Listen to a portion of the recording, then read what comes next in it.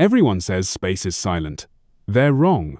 This is the actual sound of a black hole.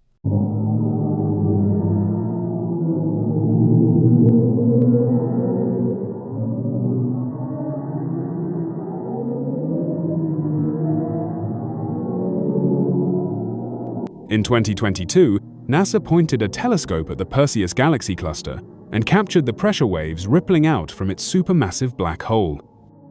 Sound can't travel through a vacuum, but it can travel through the massive clouds of gas surrounding the cluster. NASA scaled these cosmic vibrations up by 57 octaves so we could actually hear them. It's the lowest note ever detected in the universe, a B-flat, about 57 octaves below middle C. Haunting, isn't it?